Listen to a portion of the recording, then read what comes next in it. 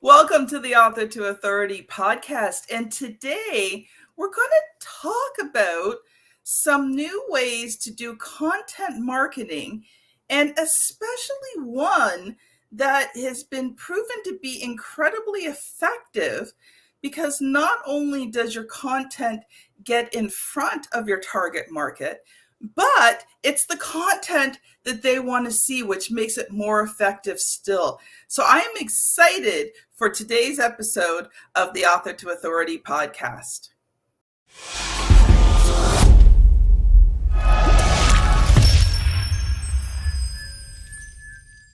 I would like to welcome Mark Herschberg to the show today. He's the author of the Career Toolkit, Essential Schools for Success That No One Taught You, and creator of the Brain Bump app. He has a very interesting past here that we're going to talk a little bit about today, from tracking criminals and terrorists on the dark web to creating marketplaces and new authentication systems. Mark has spent his career launching and developing new ventures at startups and Fortune 500 companies and in academia with over a dozen patents to his name. That's pretty impressive. He helped start the undergraduate practice opportunities program, dubbed MIT's Career Success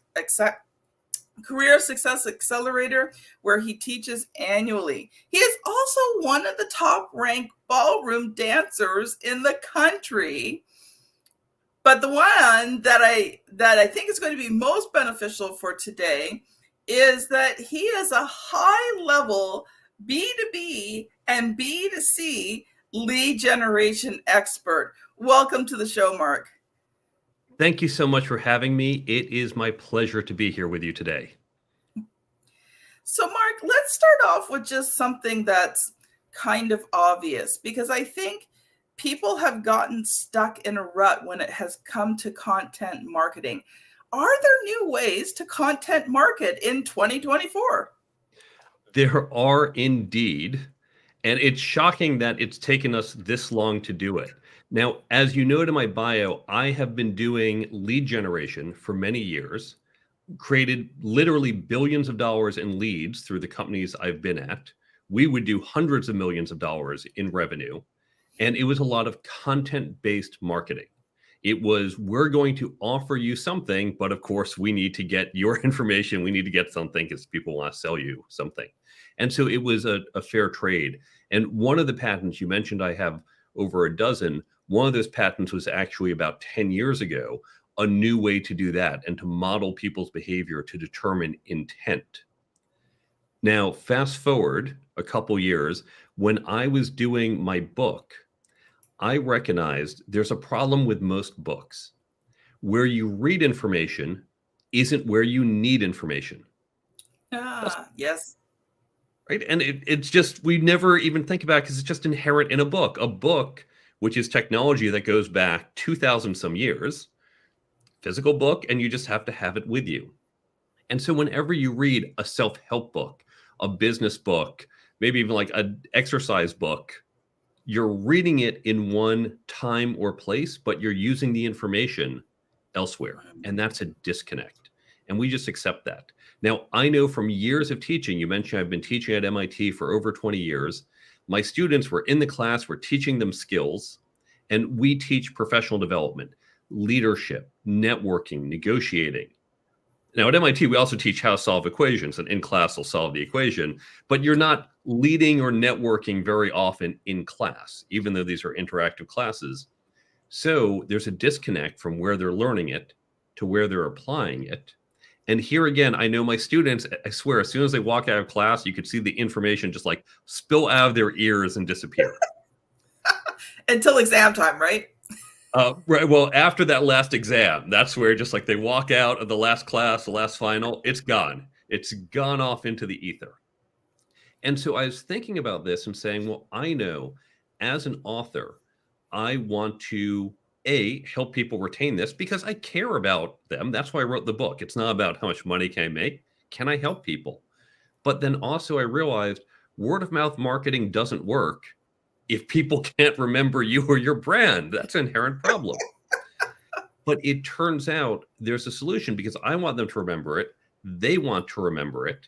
And so if we can find a way to help them remember, they'll remember the content, but they'll also remember your brand and the value you provide. And now this goes back to what we said at the start and what you mentioned in the introduction, which is that if you can do relevancy, that's what's going to make it really sticky. And now here is where, again, it's been right in front of us, like fish in water. We've just accepted this as true. If you look at the channels we have, they do not work for evergreen content.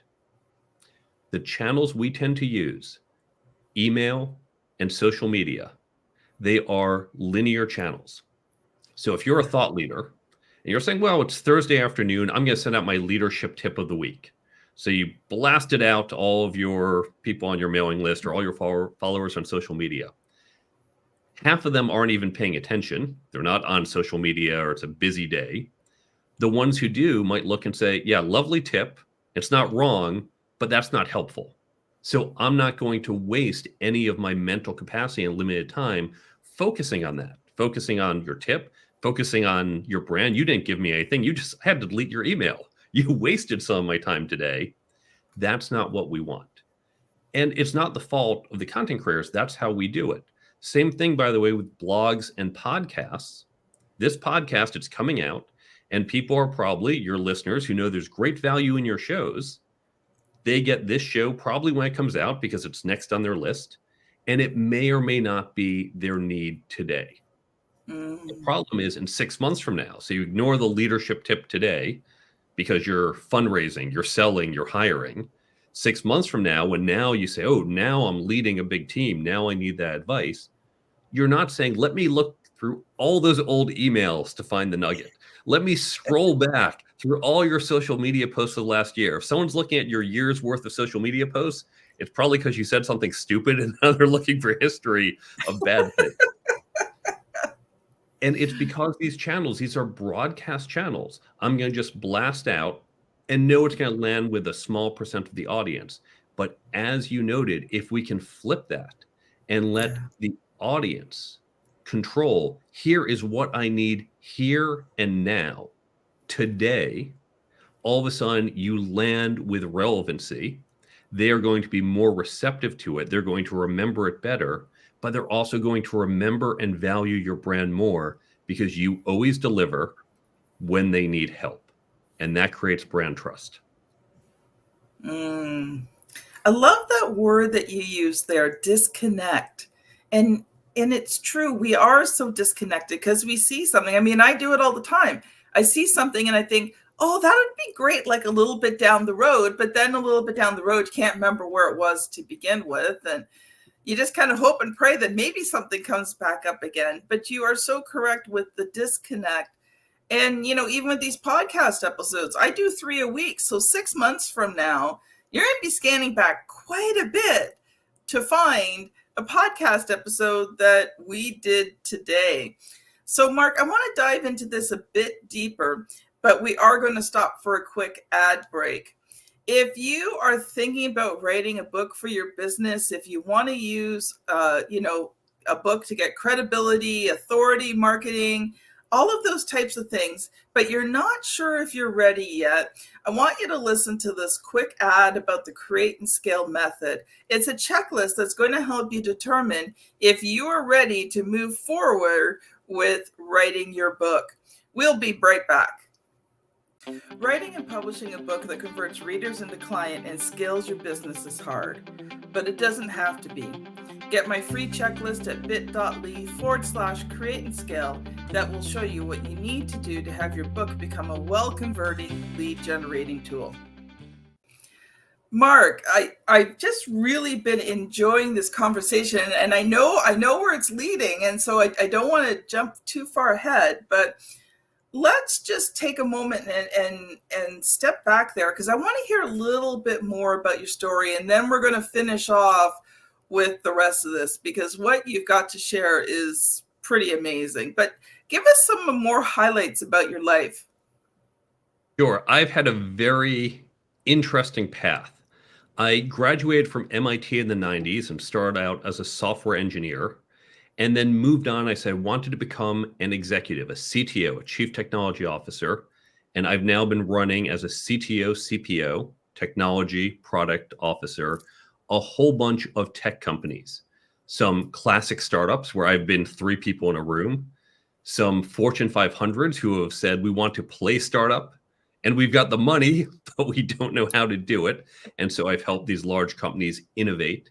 And then, as you noted, my time in academia, I started this program at MIT. I also helped start a course at Harvard Business School. And so I've done a lot of innovation throughout my career.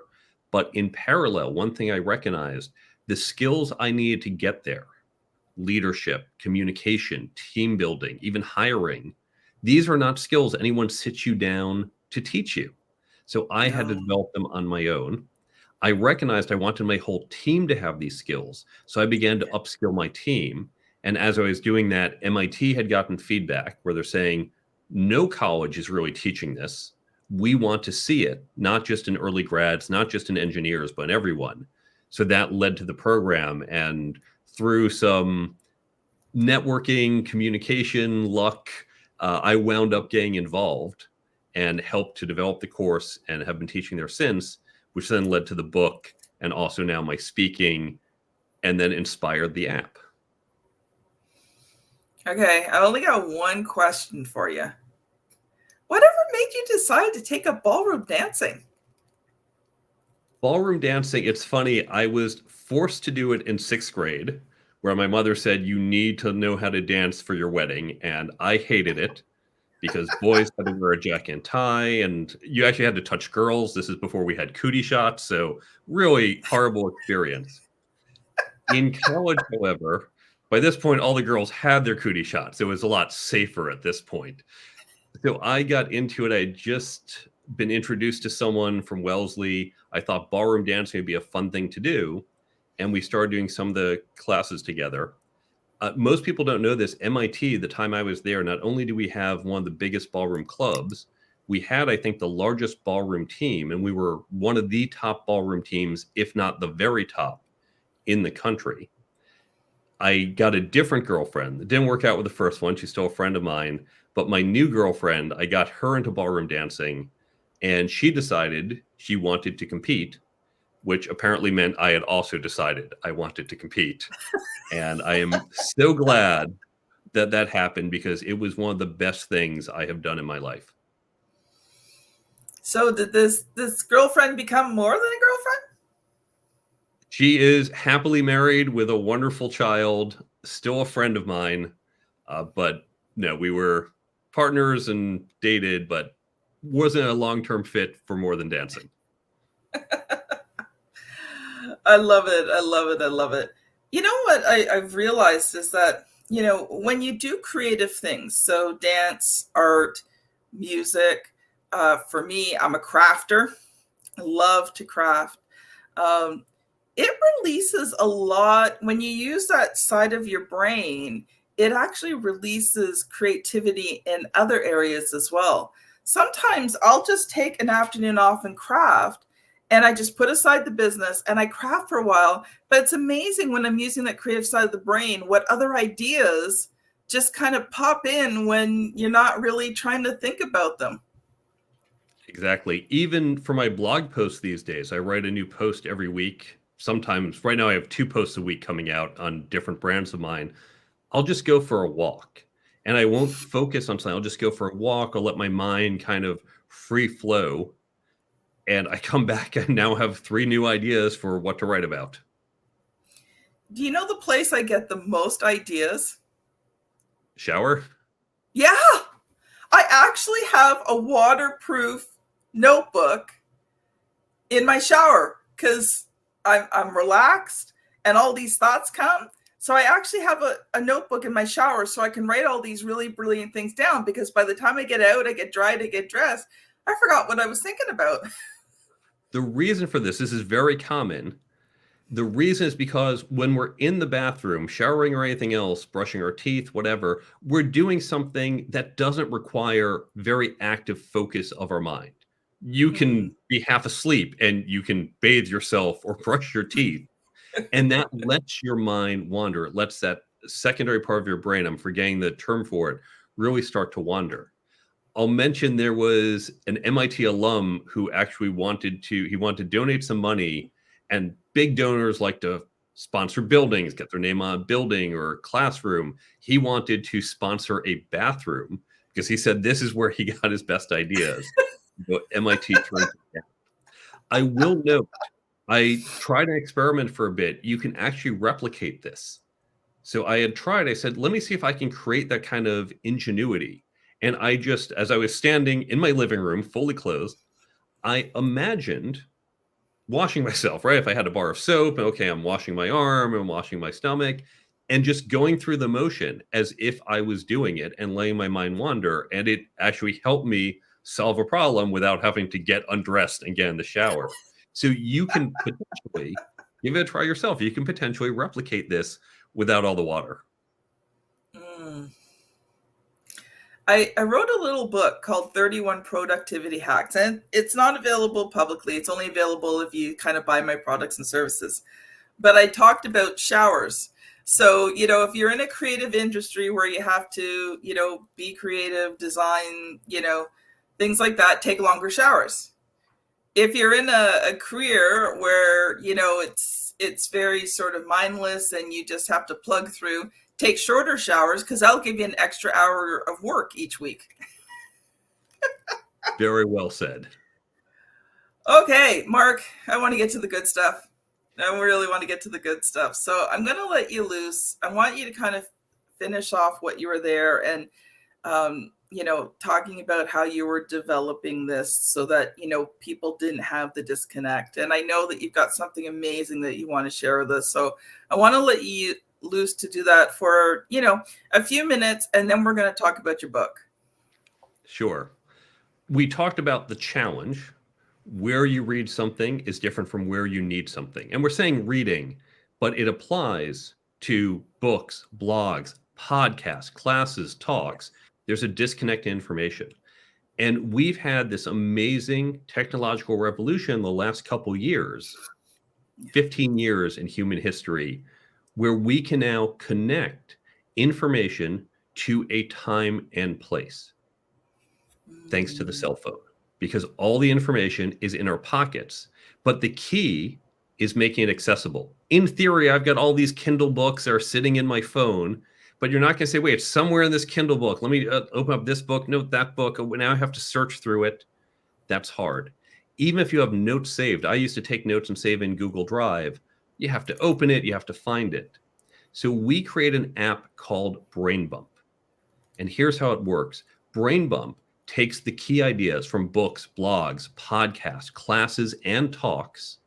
We are content creator friendly. So we work with the author or speaker or podcaster. You control what goes in. I heard from lots of people, they'll say, when I go to these book summary apps, they summarize my book wrong. It's not my message. And they're really trying to tell people, use us instead of buying the book. We are friendly to authors and others. So you control what goes in there. The app users, and by the way, this is all free. The app is free. It's free for content creators, free for app users. Your audience then says, I'm reading your book, or I'm interested in exploring your book. So I'm going to get these tips on the app. So they have all the tips. Think like little tip cards, like a Q&A or a flashcard app, but it's not Q&A. It's just the tip. It's what they'd highlight in your book. It's the quote that people pull out from a podcast. These all go into the app, and they are all tagged by topic.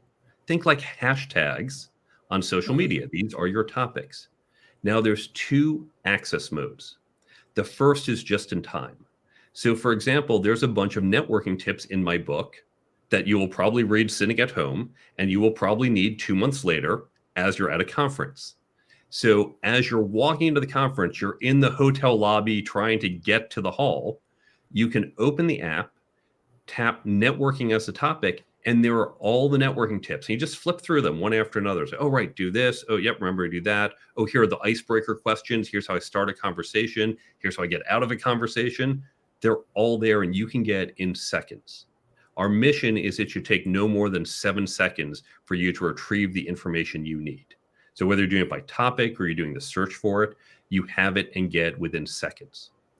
The other mode is a foundational mode. Let's suppose you are a new manager saying, okay, I've been reading this manager book, but you can't say to a subordinate, wait, time out, hold on, I've got to open an app and look up the answer to this. You need to remember it.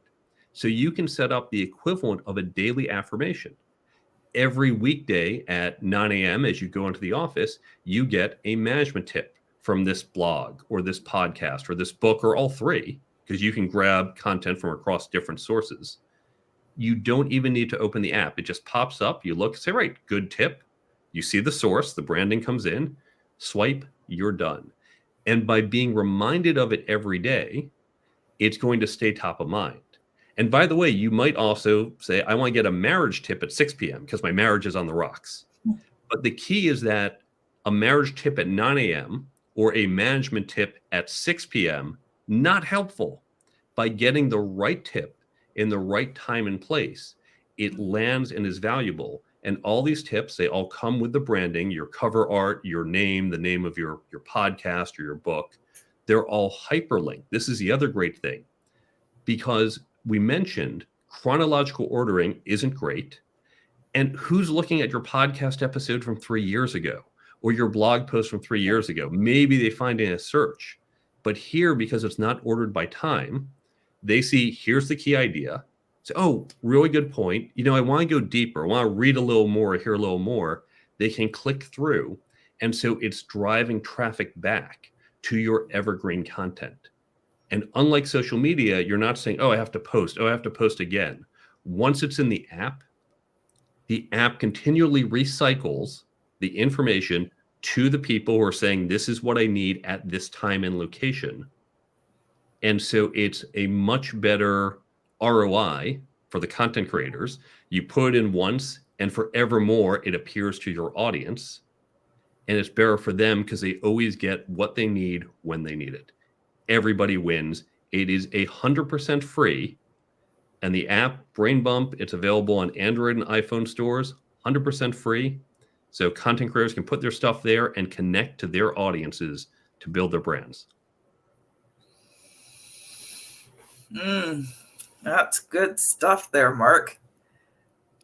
Thank you. One thing I was thinking about is, so you talked about podcasts. So how would that work in terms of a podcast? Would it be something where I have to manually upload like notes for each episode, or would it be like you have an RSS feed that just pulls it in?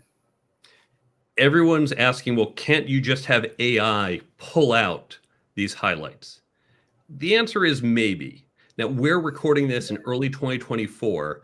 And if you ask AI, can you summarize this transcript for me or this blog post or pull out the key quotes, it kind of does it and gets it right, maybe. Sometimes it gets this one sentence and you really wanted 2 sentences, or maybe the opposite. It's not yet ready for prime time. We don't yet know who the AI winner is, and we don't yet want to build all the interface. So what we tell people, you, the author of the podcast or the content creator, you control it.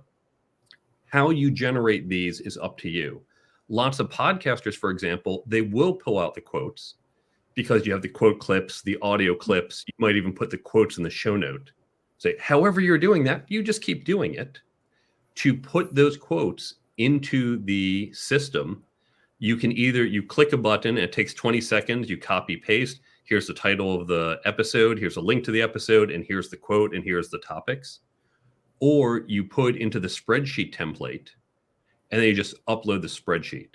And that, for example, for people who have existing back catalog, you have hundreds of episodes, you don't want to click add new quote, add new quote. We say, look, just get your VA, get someone to just fill out the spreadsheet. Each row, here's the quote, here's the topic, here's the link, here's the title, and you just upload the spreadsheet and you're done. One and done.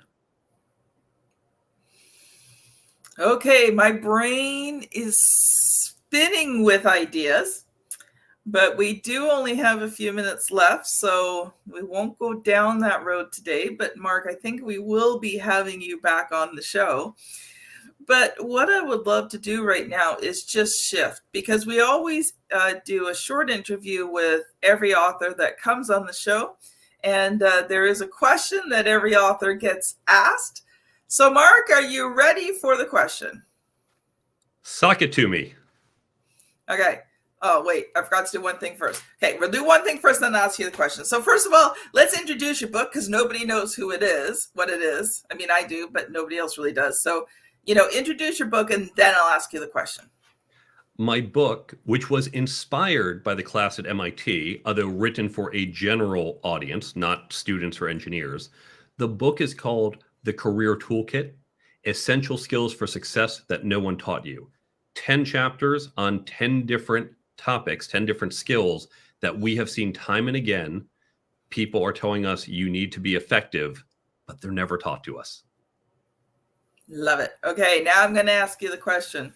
So, Mark, what was the good, the bad, the ugly about writing, editing, and publishing that book? Great question. And I have a whole long talk on this, but here's the short version. The writing was the easiest part. Now, I wrote it in about 4.5 months, but the asterisk that goes with it is I've been teaching this for 20 years. It was just a matter of how I pulled it out of my head and put it on paper. And we've had 20 years to see what works, what doesn't, how to explain it well. That's what made the writing easy.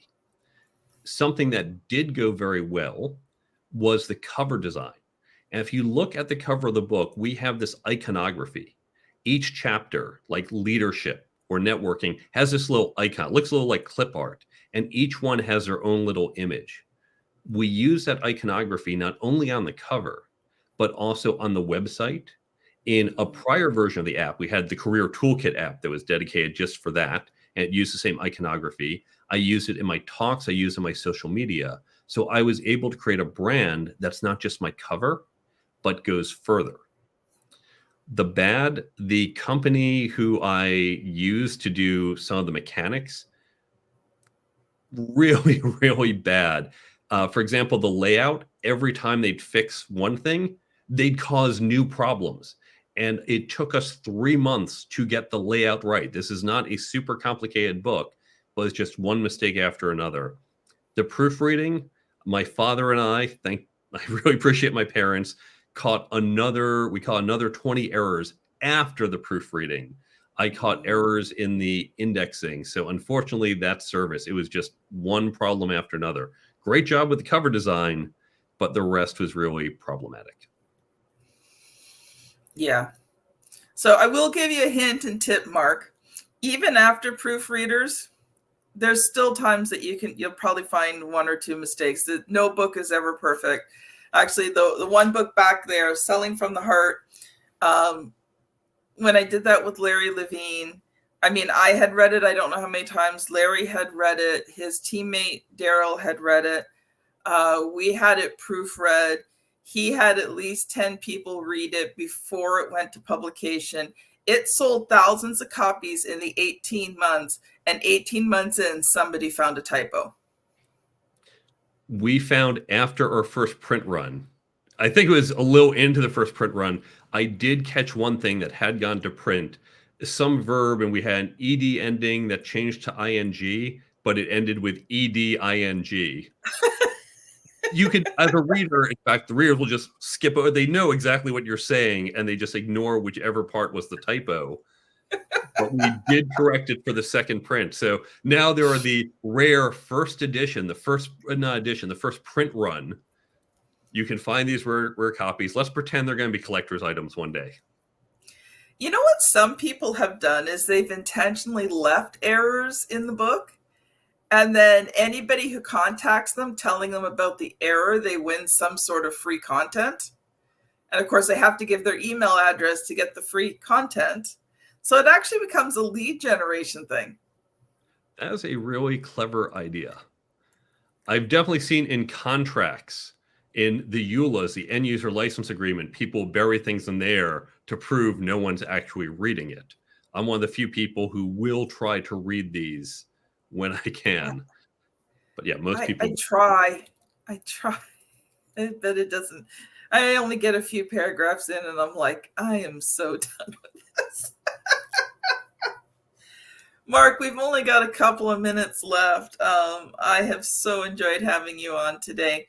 So 2 things. I would love for you to share a final thought And for those who have really enjoyed today's episode and want to connect with you and find out more about Brain Bump, how can they do that? For Brain Bump, you can go to the website brainbumpapp.com. So at brainbumpapp.com, it's a one-page website. You can follow links to the store to download the app to try it out. There's an explainer video so you can see how it works, 90-second video.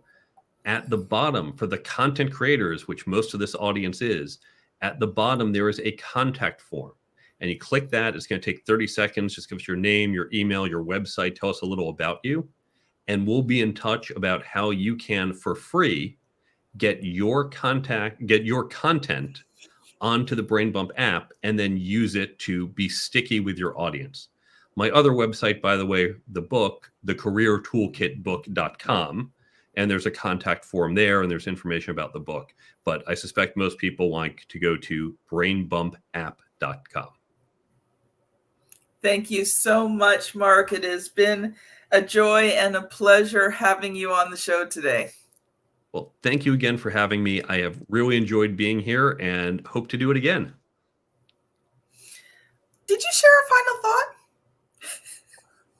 My final thought, we've talked about switching from this linear content model to nonlinear, where your content arrives when and where it's needed. Now, Brain Bump is one way to do that, but it's not the only way.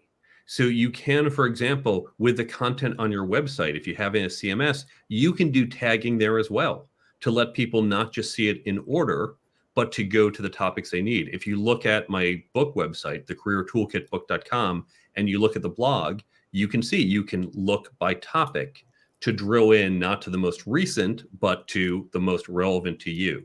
You can build email drip lists where it is organized by topic. And someone can say, I need this advice from you right now. And they sign up and they maybe get a 10 cycle email blast for 10 weeks with relevant content. So there's more than one way to do it. But with Brain Bump, we certainly try to make it very easy and turnkey for you and completely free. But be creative. Find other ways where your content gets delivered to your audience when and where they need it. Good stuff there, Mark. Audience, where to go to next? If you are watching on YouTube, I would love for you to click the thumbnails somewhere here on the screen. We're going to be sending you to episode 472, 3 simple ways to make your content stand out. If you're on your favorite podcast app, you're not going to have to scan back too far this time because this is episode 489. You're only scanning back to episode 472. Thanks so much for listening, and we will see you on the very next episode. Bye now.